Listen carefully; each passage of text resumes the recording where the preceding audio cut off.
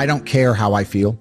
Yeah. I don't care if I feel happy or sad. It doesn't really affect what I do each day. I do the exact same things. I act the exact same way. I don't care. Yeah. I don't put weight to the significance of the emotion. So I always consider myself a happy person, but if I woke up and I was slightly less happy one day than another, it wouldn't affect anything I do, and I wouldn't put any relevance to it. I'm human, and that's life. But truthfully, it doesn't matter if it's getting a girl or it's making money or it's getting status. It doesn't matter what it is. As a man, we live in hyper-competitive environments. I don't think enough men understand how competitive the world is. If you want a girl, you're competing against other men. You're not the only man who had the idea of getting that girl. There's no girl you're going to see and go, oh, I'll get that girl, and didn't cross anyone else's mind. Everybody else wants her. You have to outcompete other men. You have to be as competitive as possible. You have to be as successful as possible in all realms. You have to be as good-looking, as funny, as smart, as spontaneous, as interesting, as charismatic, as rich as possible. You need to try very hard to be your absolute best. And as you become a better man, you'll crack through different tiers of attractiveness, and eventually you get to the top and you'll be able to have any girl you want. But the truth is, I have a lot of guys ask me, similar to your question, a guy will come to me and go, how do I get a girl? I'm like, bro, you're a loser. Yeah, but I know, but how do I get a girl? Well, you're a fucking loser. You're a loser. Why are you asking me? It's like saying, how do I win a race with a push bike? You're racing Ferraris. What do you want me to do? Yeah. There's only so much you can do. There's only so hard you can pedal. There's only so many tricks and tips. There's only so many game things you can say, so many pickup lines. If you're a loser, it's going to be very, very difficult, and it's going to get harder and harder. The game is rigged to become harder and harder for men. It's not getting easier. It's going the other way. And if you're going to be on a racetrack and there's going to be Ferraris there, and you're going to be on a pedal bike or in a Nissan, you're going to get smoked. That's the game. You have to up yourself. You have to improve yourself. I'm not going to lie to anybody here and say you don't have to improve yourself. You can stay a loser and get chicks, because you can't. I don't understand how many humans function in the world today. I don't get people who don't think like me. I don't understand it. I'm like, well, then how have you survived this long? Life is hard. Life is difficult. Maybe I've just been unlucky, which I don't believe in, but I've had so much trauma and bad events and negativity and stress and all these things that have happened to me, and I've used all of it to be monumentally successful.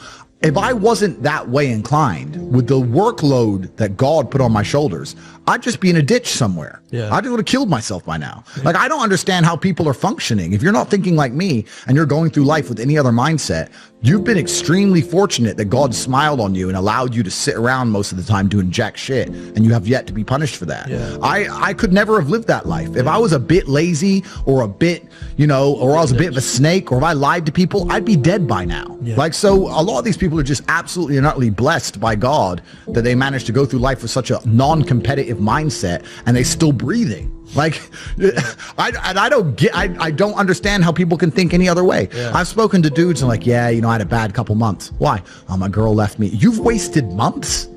You've wasted months over some... Like, you had the... Think of how much God loves you to have given you the grace and given you the opportunity to waste months of human time over some chick. Like, talk about blessed head to toe. If I waste months, empires are going to collapse. I'm going to end up in a cell or dead if I waste months. I have things to do every single day. I can't waste a second. Like, these people are just absolutely infinitely blessed, and their mindset is a product of that, because they're spoiled children.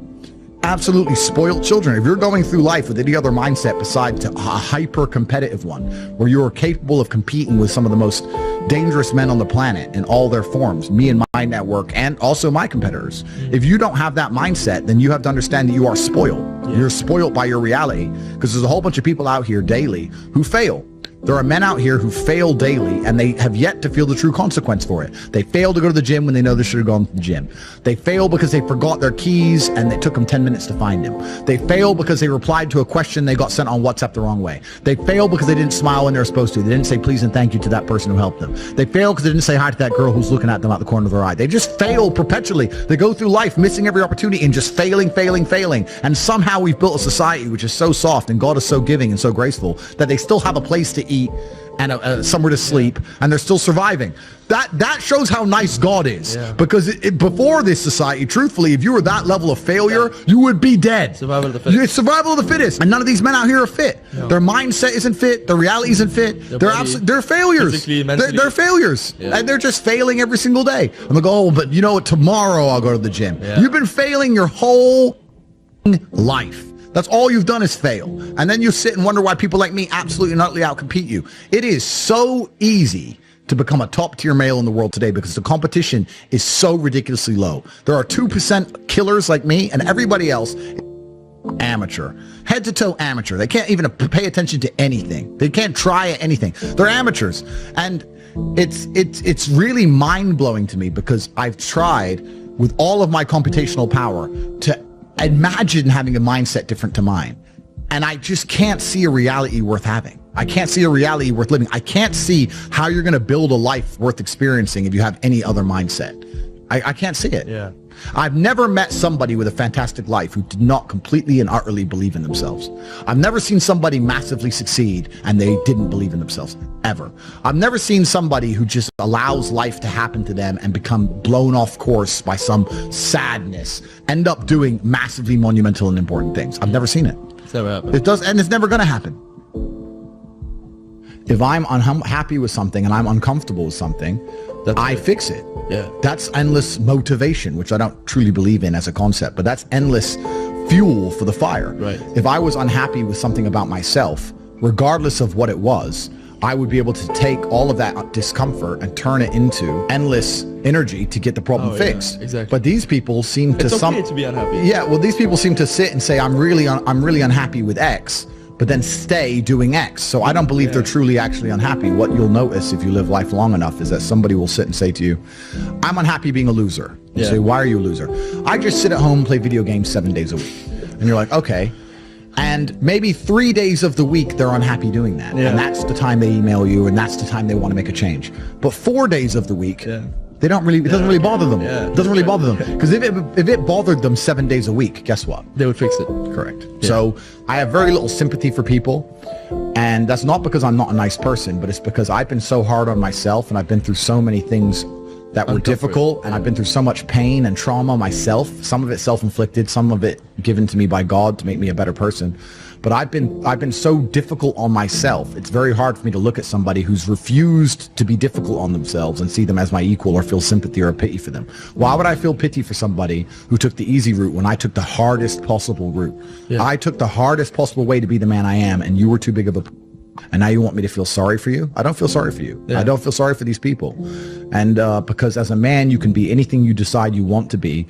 That's the beauty of being a male. You can build your character completely from the ground up, just like a video game. Every single thing about me that people respect, I built. I was not born a world champion kickboxer. I was not born this intelligent or intellectual. I was not born this rich. I was not born this strong. I was not born this confident. I was not born this interesting. I was not born this charismatic and humble and gorgeous and tall and strong and sexy. I was not born none of these things. I became these things myself. So I deserve all the spoils of war. And anybody who decides they don't want to work hard enough to become those things, then they deserve to sit and accept they're my inferior. That's their problem. So you talk a lot about purpose, and what is your thoughts as to, do you have like an exact answer as to why we are created as humans and why we are here? Like, what is the purpose of life? Why have we been given life? I think we're here to struggle and to learn. I don't think we're here to be happy. That's why when we keep going back to the happy argument, I've always found that kind of frustrating and annoying. And someone goes, oh, but I want to be happy. Why? Why?